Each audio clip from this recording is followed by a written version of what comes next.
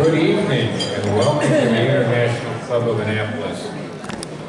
We've got a great turnout tonight, and I think we've got a great program for you all, so I'm looking forward to it myself. We will, after we have the speaker, take questions. You have cards on each table so that you can write your question, but I have two requests of you. Number one, I didn't bring my glasses, so you need to print in nice large letters so that I can read it. If it's a scrawl, I probably won't ask it. And number two, make the question a nice, clean, simple, one-sentence question. If you're like the television newscasters who ask a 5-minute preface and then 3 questions based on the preface, I probably won't be able to get through that. But if you keep it nice and large so I can read it, and short to the point, we'll do our very best to make sure we cover it. We are really fortunate tonight to have the ambassador from Moldova, and I've had the pleasure of spending some time talking with him. I used to be kind of proud of the fact that I stumbled through college, and I actually got to the end and they gave me a degree. Ambassador Ursu has got a BA in law, and then he got an MA in law, and then he got an MA in something else because a BA and MA wasn't enough, he needed 2 of them. And then he went on and did some graduate work in something else, and so I'm feeling about that tall. But I figured I had him because I can speak 2 languages. I speak English and ik ben Attenley. You're all familiar with that. Well, turns out he speaks Romanian and some French and English and Russian, and he says it does a little bit in Spanish and a little bit in Polish. So I figure we're about equal, right? He's been here in the United States now for, what, 5 or 6 months? But he used to live here. He lived in, I think, the Chicago area about 10 years ago. He really loves to travel, and he tells me he's only made it to 60 countries so far. But he's been to the United States 10 times? Oh no, 27. 27 times. I've only been to the United States 4 times. So he's way ahead of me. As you all know, Moldova is in a very strategic location at this point in time, so there's lots going on there, and it should be really interesting to hear from the ambassador and find out more about what's going on. So you don't need to hear me any longer. I'd like to introduce to you and welcome Ambassador Ursu.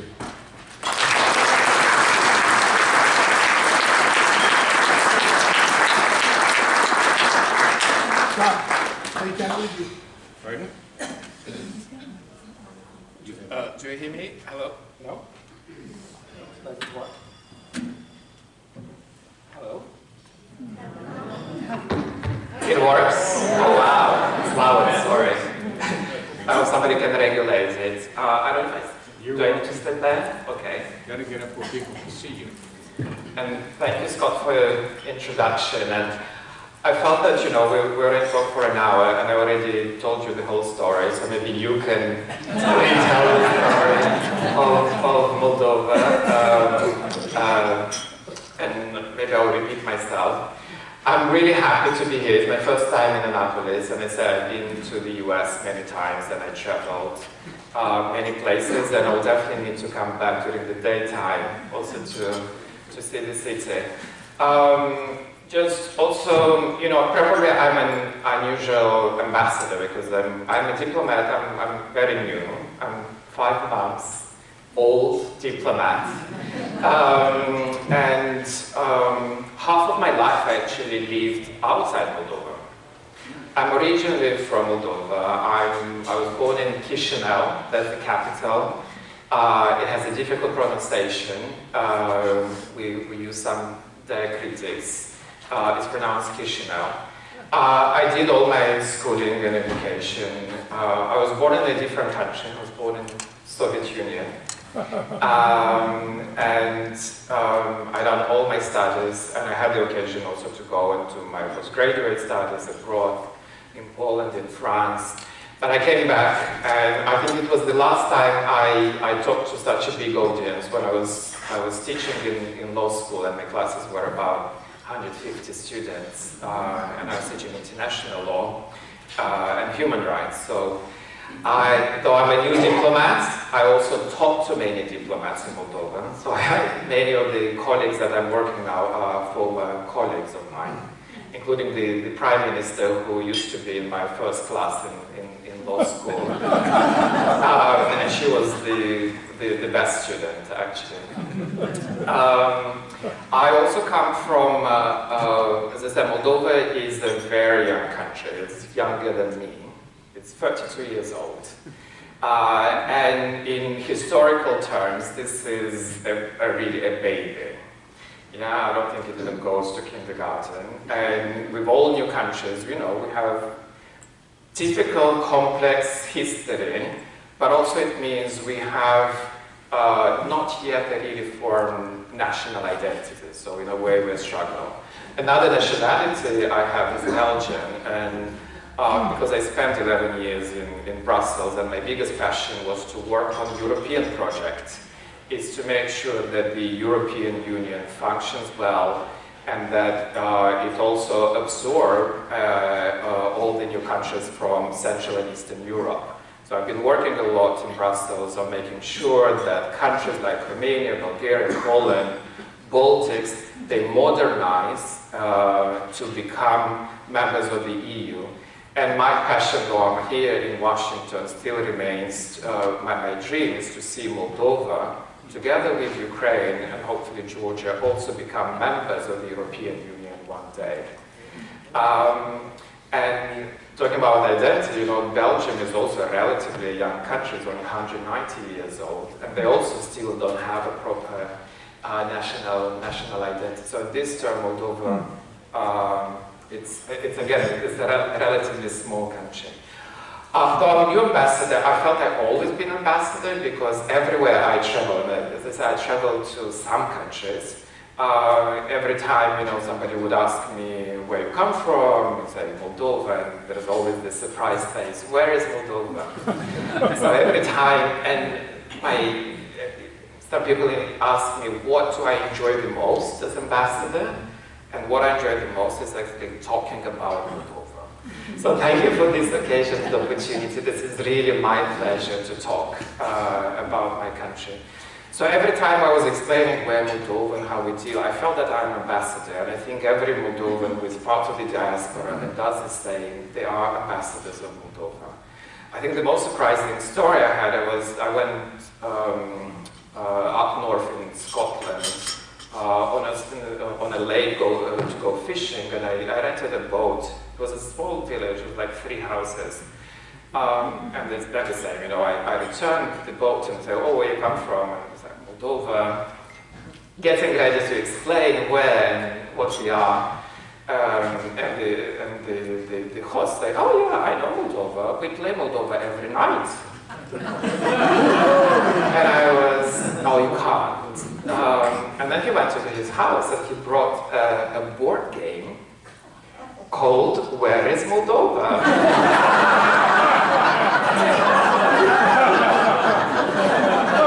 That he was playing with his children.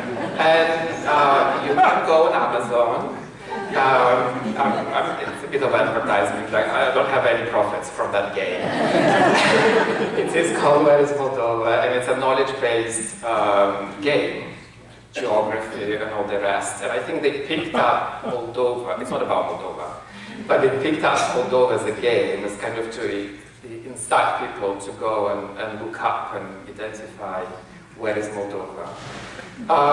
Moldova indeed is a small country, and you got the facts on your table. I don't need to go into more details. You know, as a small country, and as a small nation, that's why we need to speak foreign languages, because small countries, that's how you survive in this world. So I think all Moldovans I know, they speak at least 3-4 languages. But it's, you know, it's difficult to get the attention for such a small country. And I would say, unfortunately, we got quite a lot of attention in the last year because of the war in our neighboring country, in Ukraine. And a lot of what I'm doing here in Washington, it is related to mitigating the harm and the impact that the Ukrainian war had and is having on Moldova.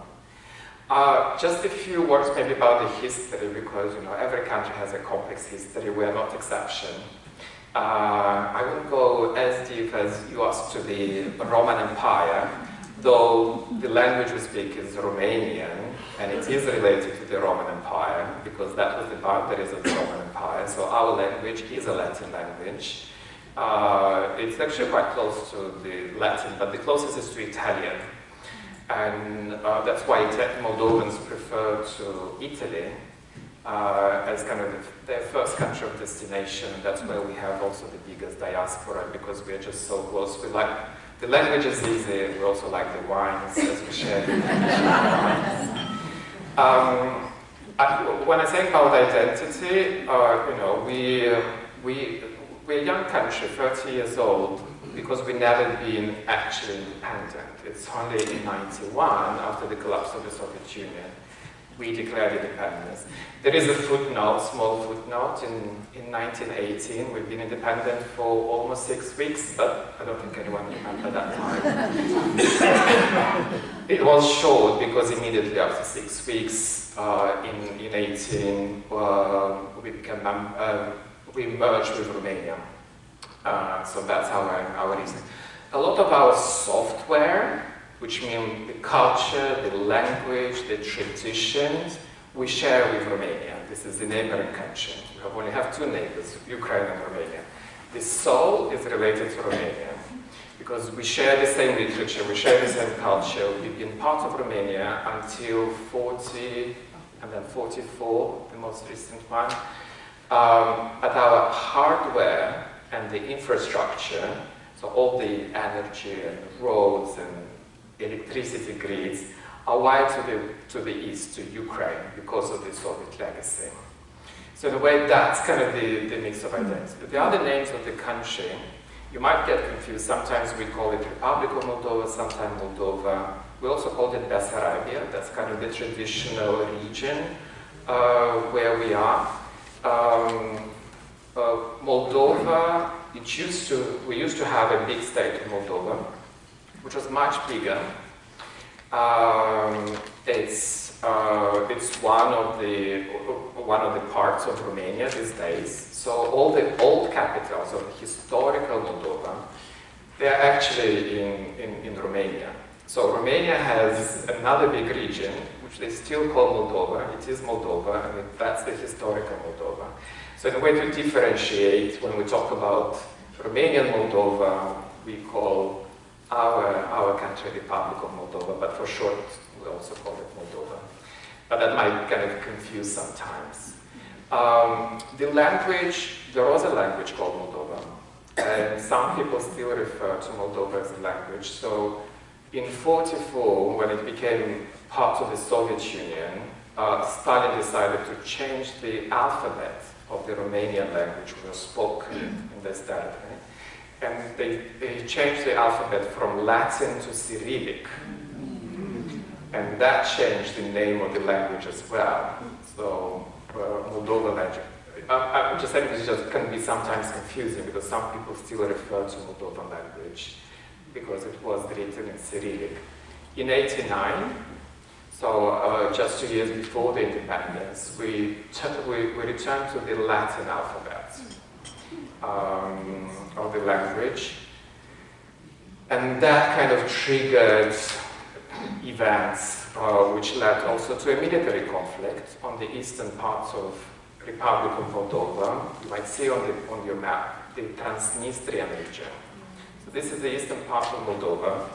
Transnistria, it's not an easy name, but imagine this is a river which is called Nistru. That's where it comes. So Transnistria is on the other side of the river.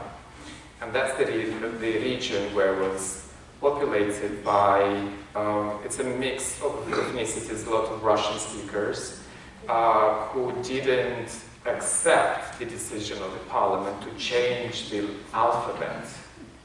And they decided to, also in the referendum, at that time they voted to stay within the Soviet Union, and from that fact it provoked a military conflict in '92.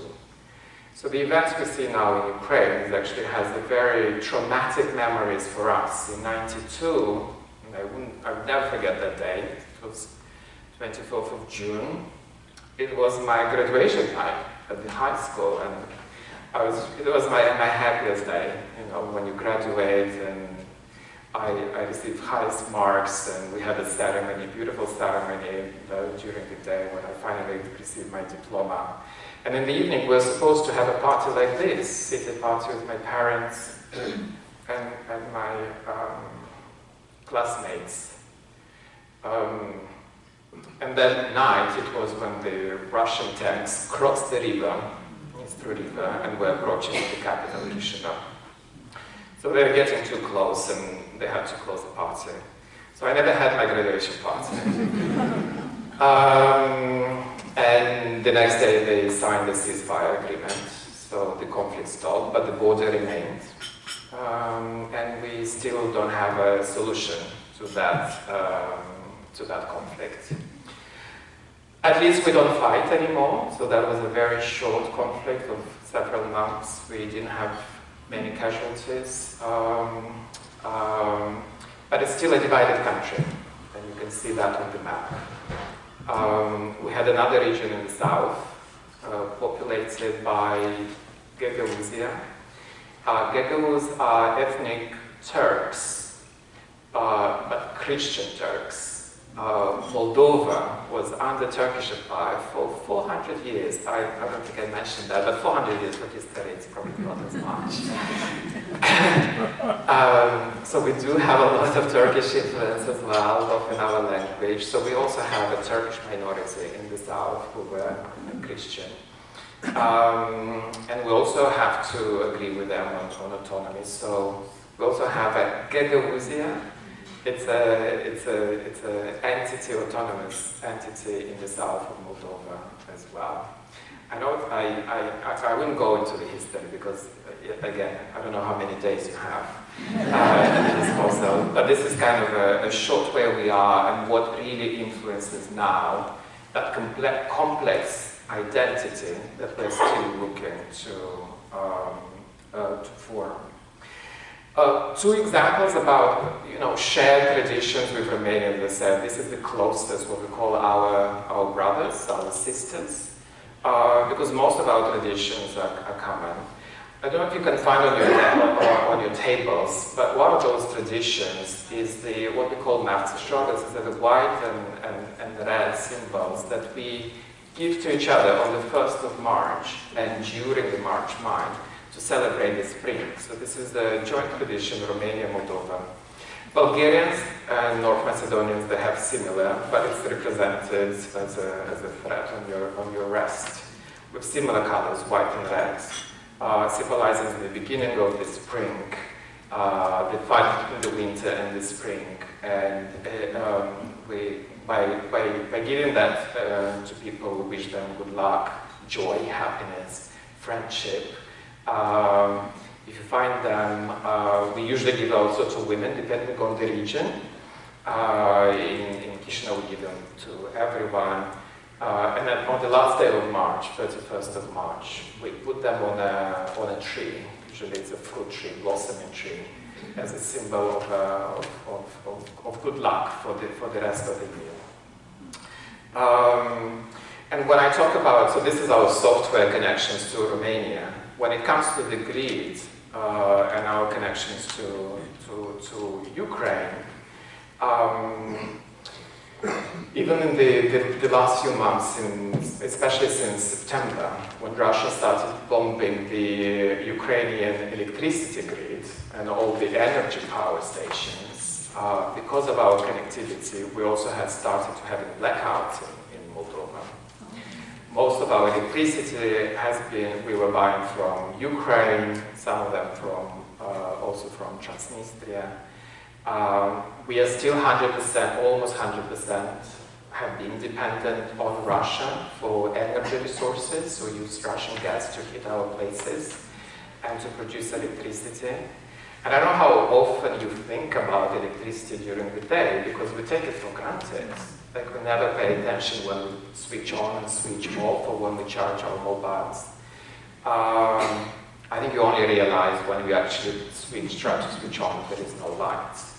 And that was the case just this autumn, you know, when I tried to call my mom and there was not sure if she can even charge her mobile phone. It also reminds me of the memories 92, 93, where again, almost 2 winters we didn't have heating or electricity. I was in law school at that time. I was doing my homework at the candles, I remember. And this war indeed brings a lot of those memories that we had in early days of our independence. And that's the reason when Russia attacked Ukraine, you know, the government has taken a very strong position in supporting Ukraine and calling the war by its name, as an aggression and as a war. And by the way, I don't know if you know, but you cannot call it a war in Russia, and you can go to prison just by calling it a war. So Russia didn't like it, and that's why it started what we call a hybrid war against Moldova. There is no military action against Moldova, and we're really watching very closely the front line. Moldova is the closest to the Ukrainian front line. I think, you know, I think Putin really wanted it to be a short war, because I think his plan was in just a few days and weeks he would be in Kiev, but also in Odessa, that's the closest port in the Black Sea, which is very close to our border. And we still have to deal with the impact of that war. Our economy suffered a lot, just because, as I explained, our hardware and infrastructure is still much connected to Ukraine. Our trade was still connected to our eastern partners, the energy grid. But also we never faced such a huge inflow of refugees. Just in the first days of the war, and Moldova opened its border immediately to our neighbors, Ukrainians. And it was not even the government, because the government never had to deal with such a crisis. It was really the people that opened up their houses. They went to the border to welcome Ukrainians. We don't call them refugees, we call our guests. And we had more than 800,000 of Ukrainians who crossed Moldova. Forgot to mention, Moldova is 2.6 million population. And we had just in a few months about 800,000 people who crossed the border. Many of them transit the Moldova, they move further to Romania and to other European countries. We have about 100,000 Ukrainian guests still in Moldova. Half of them are women, half of them are children, because men cannot leave Ukraine, which accommodating 50,000 children just in our schools, it's a big effort, and it kind of provides, it's a lot of burden on our infrastructure, public health and education, but we're doing our best. And what really I'm proud the most is about how Moldovans, citizens, individuals, the civil society reacted. And they really mobilized and they opened their houses. We don't have what you can see in other places, refugee tent camps, because all our guests, they live in our own houses. I think what was really felt a bit uncomfortable when we invited them into our houses this winter, and we might not have had electricity and heating for them, that's a bit of a, in a way, providing them the discomfort. And economy, of course, suffered. Our inflation last year was 35%. The energy bills increased sevenfold, both the gas and electricity, which means 75% of people cannot even pay their electricity bills and energy bills. I think everybody made a sacrifice. We cut our energy consumption by 40%. So even the government was meeting in the dark. And you know, that was a joint effort. And we are looking to go beyond this. And every time when people ask, and my president was recently in DC, she has a difficult job, it's not, and was saying, how do you continue working under this pressure? Because every day is a crisis management. Every day is a new crisis. And she said, I always think about what the day looks like for Zelensky, the Ukrainian president, and that really keeps you going. The same for Moldovans.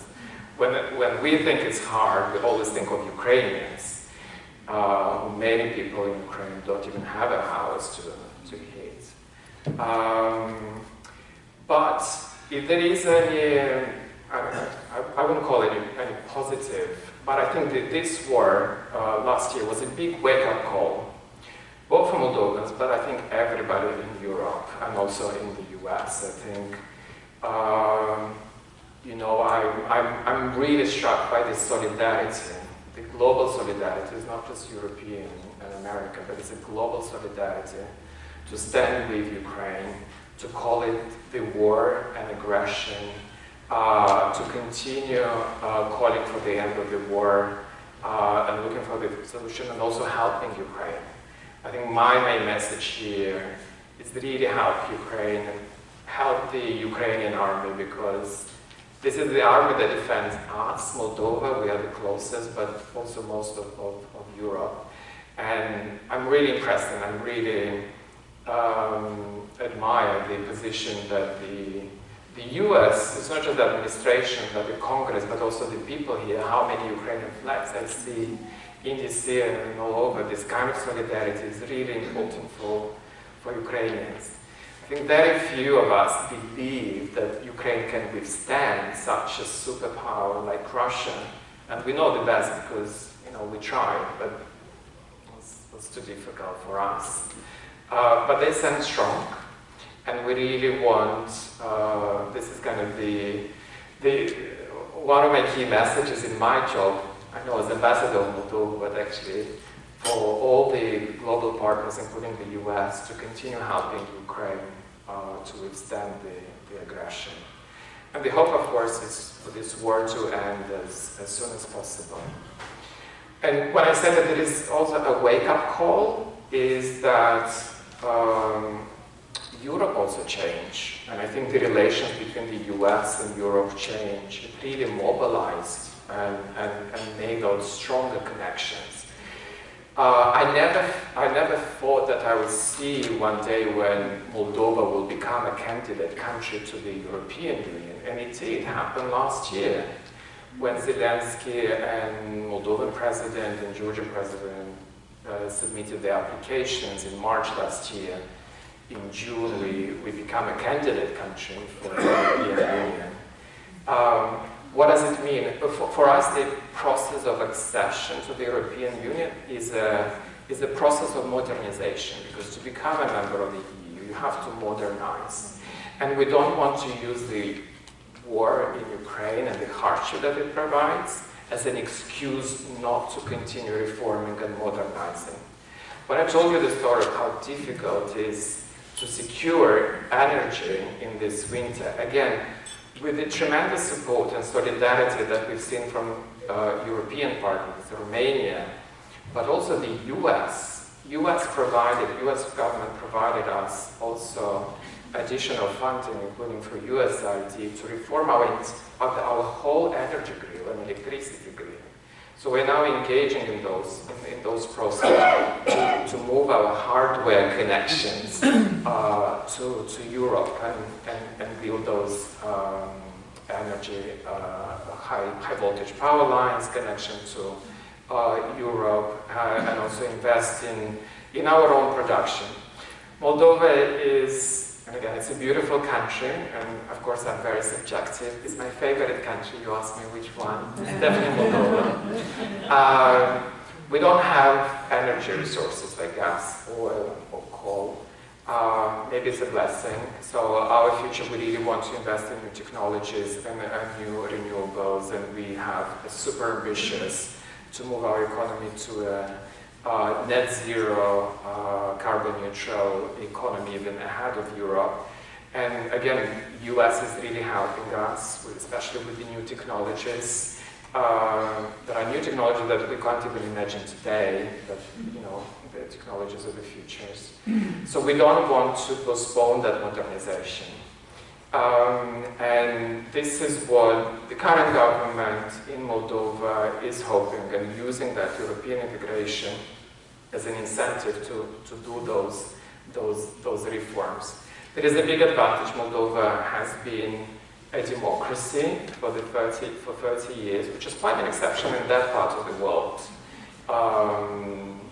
And which means that, you know, voters hold governments accountable. If they don't like, they change governments.